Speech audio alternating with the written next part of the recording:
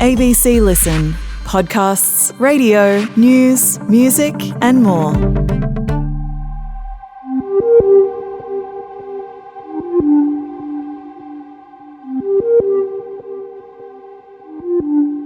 She was taken aside at a Japanese airport and arrested with 2 kilos of meth in her bag, at the mercy of a foreign justice system. I'm Stephen Stockwell.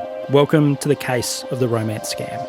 Since her arrest in early January 2023, Donna Nelson and her family have been living a nightmare. 2 kilograms of methamphetamine were found in the lining of a suitcase that she took to Japan. Her family has always maintained she was conned into travelling into Asia by a man met online 2 years prior. The innocent victim of a love scammer. It just seems like a bad dream. I've never thought that she would have ever been involved in this. In January 2023, Perth woman Donna Nelson flew into Japan. She thought she was going to meet a man she had been talking to online for years. She was excited about taking that relationship to the next stage. Instead, she was arrested at the airport and put on trial. She is still fighting the charges, and later this month there will be a crucial day in court, which could mean she could come home. We'll be following it all here on the podcast as it happens. Donna's story, though, is a window into a justice system very different from Australia's. I don't think we realise this, but when we travel, we're probably not as far away from Donna as you might think. Every day, 2 Australians are detained overseas.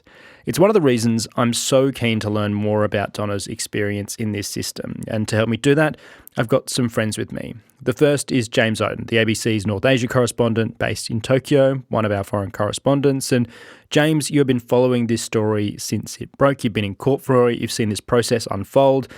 But so people can get an understanding and, I suppose, get to know you like I do, can you give us an insight into what your life is like in Japan?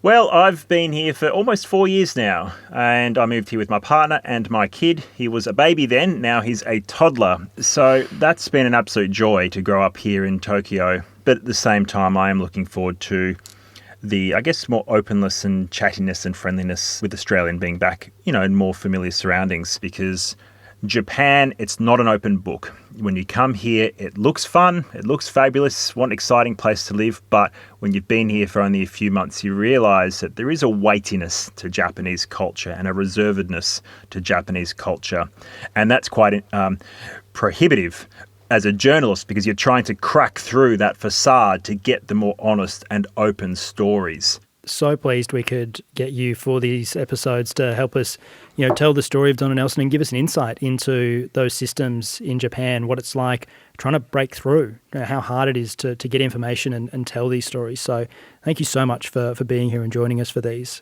Also joining us to tell this story is Olivia Rousset, a producer with Australian Story. Olivia, you travelled to Japan with Donna's family for her trial. How often do you find yourself in your kind of work travelling to do court reporting in Japan? Well, for a program called Australian Story, not very much. But it was kind of a no-brainer in terms of how are we going to tell this story without Donna. Australian Story is always focused around an individual who we speak to at great length, and we couldn't do that with Donna. So telling her story through her daughters was the only way, and they were kind enough to let me and my camera sort of follow them around for the time they were there. And then I, went to Perth afterwards and spent a lot of time finding out about who their mother was and how this all came to be. But I've always been shocked since I found out about Donna, and I only found out about Donna's story a few months before the trial. Everyone's heard about Schapelle Corby. No one's heard about Donna Nelson, but she's an Australian who has been convicted of smuggling drugs or a version of that, but really still the general public don't know about it. In Perth, there's a lot of talk about her case, but it sort of hasn't translated to the east coast of Australia. It does feel like it's been relegated to being just a Perth story rather than a national story.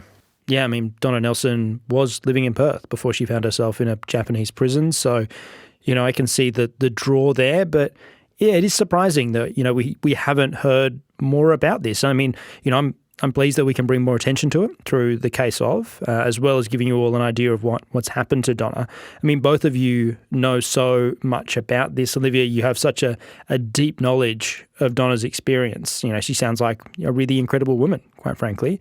But first, James, I'm keen to get an idea of the Japanese justice system. I mean, can you give us an idea and a sense of what Donna landed in?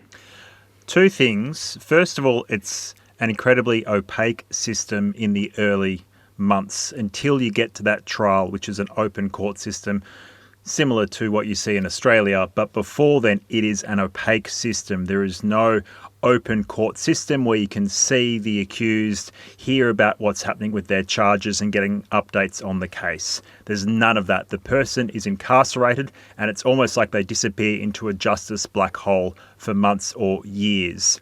There's another element of the Japanese judicial system which is quite infamous, and that is the 99% conviction rate. Other comparable countries don't go anywhere near that, usually around the 90%, take or give a few percentage points.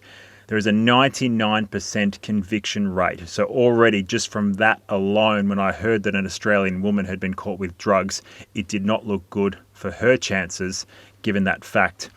And there is some elements of tying these two things together, that the justice system here has a reputation for almost forcing kind of confessions out of people, because they do get held without charge for up to 3 weeks, and that's per charge.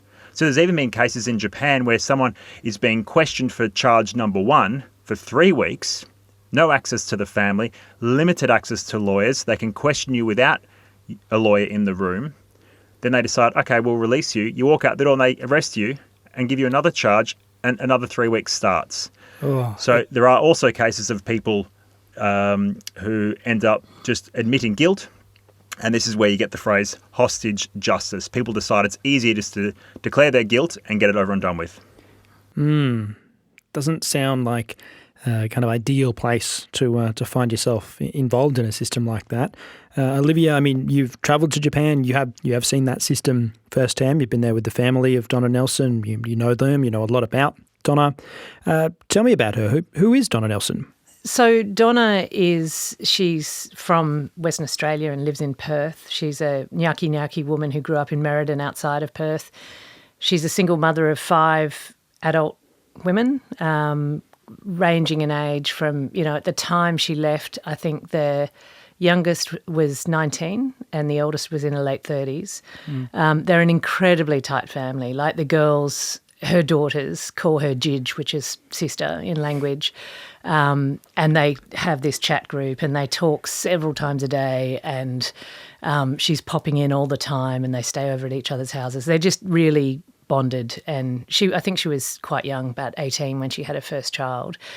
But Donna's always worked with Aboriginal community. She's a community leader and she worked in child protection system for years, but she recently, over the past decade, started up an NGO for kids at risk, not just Aboriginal kids, but other kids. And it was based on basketball, and it was called Pioneers. And she would personally have these young men and boys staying at her house if they lived, out bush or wherever, but she wanted to bring them down, get them out of trouble, get them engaged in basketball to give them something a bit more of an anchor. So she was a mother to many.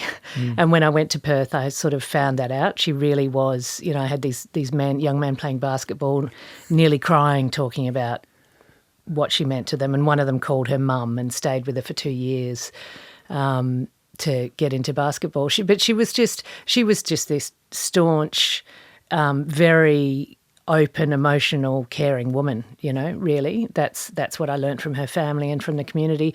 She was always speaking out. She was on a lot of, panels and stuff like that for different conferences.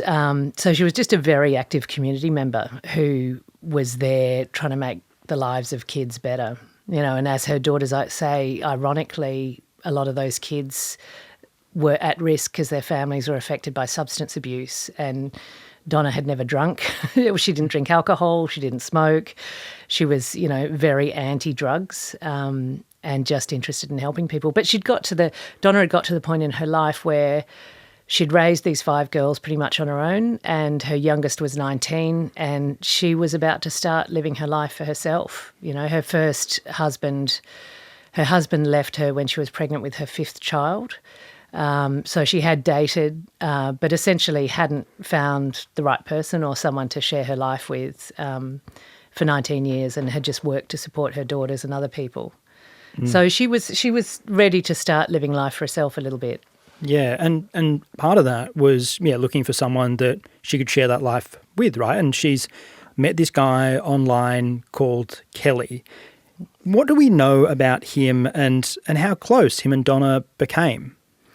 Yeah, Kelly, she had used this dating website before. It was called Afro Introductions, and she said that she wanted to meet another black person of colour, because she, has had certain lived experiences that she felt only someone else like her would relate to. And she met Kelly and they started chatting. Kelly was Nigerian but lived in Japan, and had said that he had been married to a Japanese woman, had 2 Japanese kids, and he had several fashion boutiques throughout the world. He'd sent Donna photos of his kids, and, they had video chats all the time. He was very, according to the chats that we were witness to and what the girls told me, very much involved in his fashion business and travelled a lot for business. And Donna, I think at times felt a bit overshadowed by his business needs. And he was always trying to sort of fit in visits with her in and around his trips to places, he said, for his fashion industry. But, they chatted on video calls. The daughters told me, probably about 5 times a day. First thing in the morning, she'd be having breakfast and they'd be FaceTiming. They'd chat throughout the day, and then they'd get on again and say goodnight at the end of the day. So there was this really, pretty strong investment. It wasn't just a few emails or voice calls. They knew each other's lives and had been chatting and in a relationship and, in fact, engaged, for 2 years before she left. And they've obviously got to the point where they've, found some time for a trip at one point. They've had this conversation and they're looking, early 2023, look, come and visit me in Japan, spend some time here. What was the reaction of Donna's daughters to the news or the idea that she would be going to meet Kelly? Well, most of Donna's daughters were actually really happy for her. They saw how happy he made her. They were around when she would chat to him and she would talk about him, and they were like, "Oh, it's so great, Mum, and finally someone's going to look after you. I hope it goes well." One of Donna's daughters was very suspicious, and she lived interstate at the time. Her second eldest daughter, Ashley, was, "Come on, Mum, send me. I don't know about this. So Donna tempered the way she spoke to Ashley about him, and that wasn't hard because Ashley was in Brisbane, and the rest of the girls, they all live really close to each other, and a few of them actually live together, and they were just happy for her. So it was actually late 2022, around Christmas time. Kelly said, "Look, come at Christmas to Japan to visit me. Get the time off work. I'll pay for the whole thing." Because I can't come to Perth, because she'd been saying to him, come to Perth. And he said, "Look, I can't. You come to me and I'll pay for the trip and bring you over and treat you like a princess, and we can meet each other in the flesh." But Ashley kept asking her mum what was going on and her mum kept deflecting. And Ashley said to me that Donna felt like she was standing in the way of her happiness and was going to ruin things for her. So right. she was trying to say to Ashley, "Look, don't worry. I know this guy. I'm in love with him. It's fine. He loves me. Just let me go." Right. So, she's heading off on this trip to Tokyo via Laos for a few days to be pampered. Before she goes, Olivia, I think anybody will probably have just a sneaking suspicion, making sure they're actually going to go and meet a real person. Is there anything that she does before she goes to confirm that Kelly is who he says he is?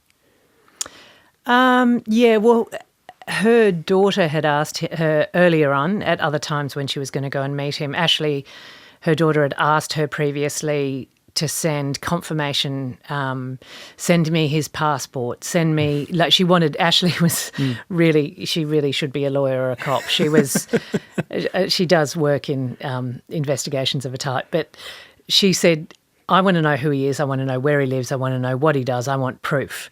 So her mum described Ashley as the daughter who asks all the questions to Kelly, and Kelly sent his ID card from Japan, a photo of his ID card, which she then sent on to Ashley.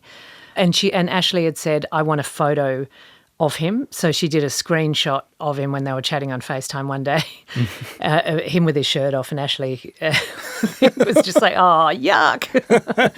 But yeah, so Ash had been asking for all this stuff, and you know, Ash got to the point when Donna was leaving where she sent her an article about romance scams to do with money, not to do with drugs. Yep. It was to do with laundering money, I think, and said, Mum, read this, and the texts back and forth were kind of, don't worry, I'll read it, don't worry. I don't know if Donna did read it, but she sent that text on to Kelly and said, look how silly my daughter is. She's sending me this. She thinks you're a scammer. So Donna was really credulous of Kelly, and Ashley's warnings fell on deaf ears. Unfortunately, I think Ashley has the reputation in the family as being the worrywart. So Donna was just dismissing it because she was so happy with this guy who was promising her everything.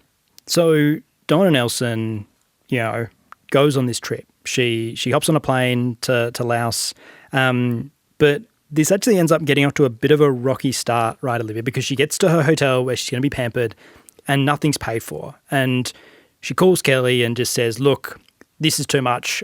I'm turning around. I want to go home. Yeah, she was really disappointed because Donna had never travelled on her own overseas like that. The previous trips where she'd met men, she'd taken one of her daughters with her, and she planned to take a daughter with her on this trip, but she wasn't able to. So she felt like she was going to be looked after, and she wasn't a super confident traveller. He hadn't even booked the hotel that she turned up at, and it was quite an expensive hotel, and she didn't have that much money because he'd said, I'm paying for your trip. So she stayed at the hotel and she said, look, if you were coming to see me, I would completely look after you. Do you not care about me? Why have you done this? And she felt out of her depth and actually called her daughter Ashley. And my interpretation of this is that she told Ashley that she thought she had food poisoning and she felt sick and she was thinking of coming home. When you marry that up with what we know about her texts with Kelly and being uncomfortable with the fact that he hadn't booked anything, and she said to him in these texts, I may as well just go home. I want to go home. I'm booking a trip home. She was telling Ashley she felt sick. She probably did feel sick, but she was having second thoughts. She thought, this guy isn't looking after me and I don't feel comfortable. She and Ashley spoke on the phone. This is after a couple of days in Laos, and Ashley was trying to book the flight for her with Singapore Airlines, and she said the booking went all the way through to the next level, and it came to payment and then it timed out, and Ashley had put her credit card details in, but for some reason the payment didn't go through, and she tried to do it again, it didn't go through, and then she said to her mum, look, take some cash, go to the airport and buy a ticket there. And that was just the sliding doors moment of what could have been. But before that happened, when she was on the phone to Ashley, Kelly actually was communicating with Donna, and Donna said, I'm booking a flight home, I'm going home. And he said, let me talk to your family. And Donna gave him Ashley's number. He called Ashley and he said, I will do whatever I can to look after your mum. I know she's not feeling well. Don't worry about it. I know someone in Laos. I have an associate in Laos who can come and bring her some medicine, make sure she gets on the flight, and when she comes to Japan, I'll take care of her. Don't worry about it. And he was so convincing that she spoke to Donna, and Donna said, what do you think? And Ash said, I think he genuinely cares about you, Mum. And so Donna decided to stay, based on the fact the daughter who had all the doubts had said he sounded genuine and like he really cared about her.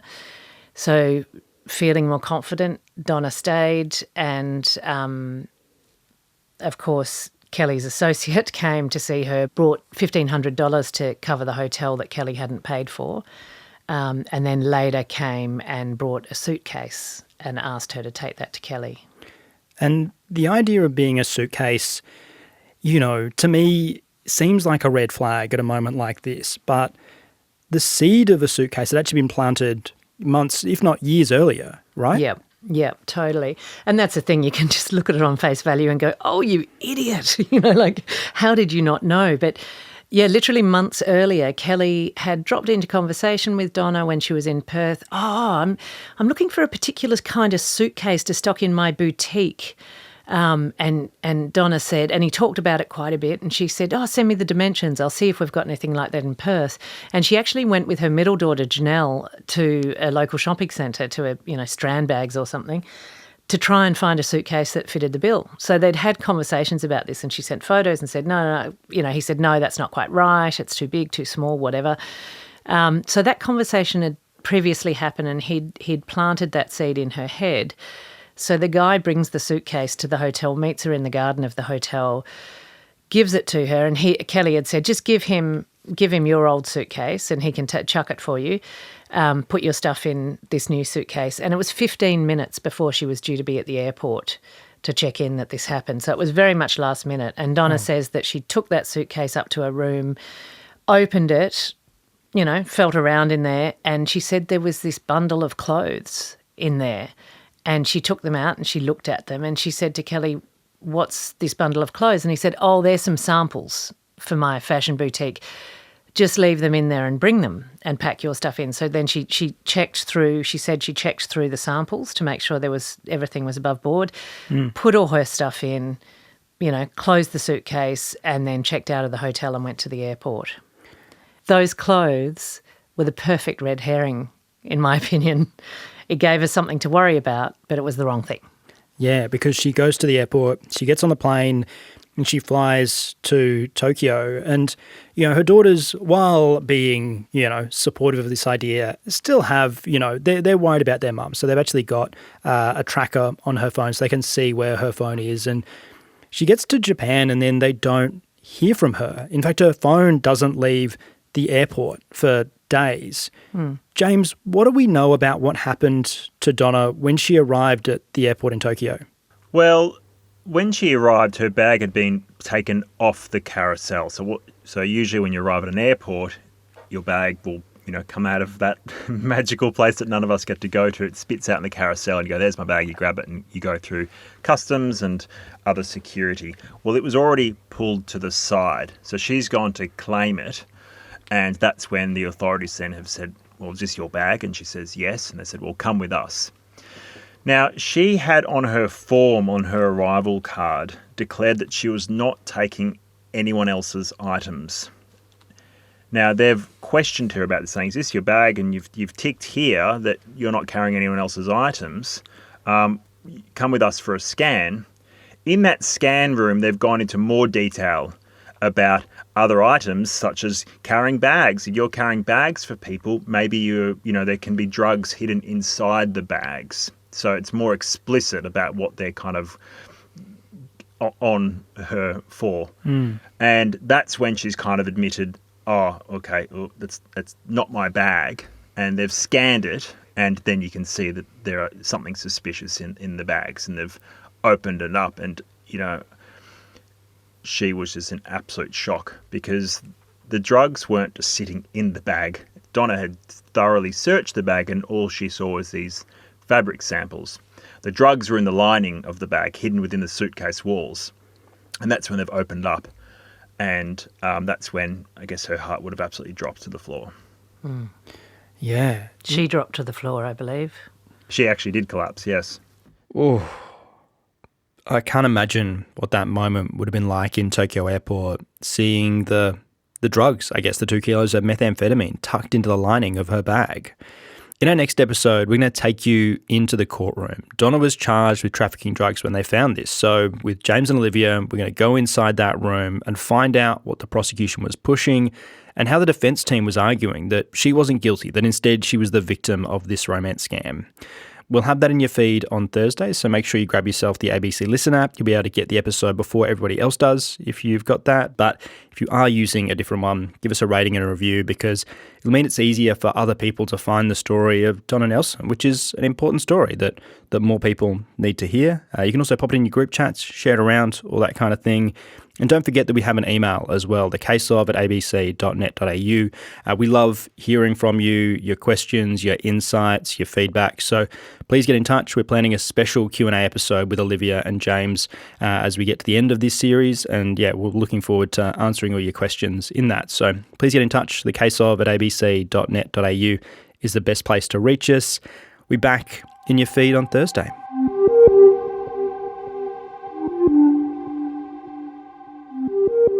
The Case of the Romance Scam is produced by ABC Audio Studios and ABC News. It's reported by James Oaten and Olivia Rousset. It's presented by me, Stephen Stockwell. Our executive producer is Claire Rawlinson, and this episode was produced on the land of the Gadigal and Wurundjeri people.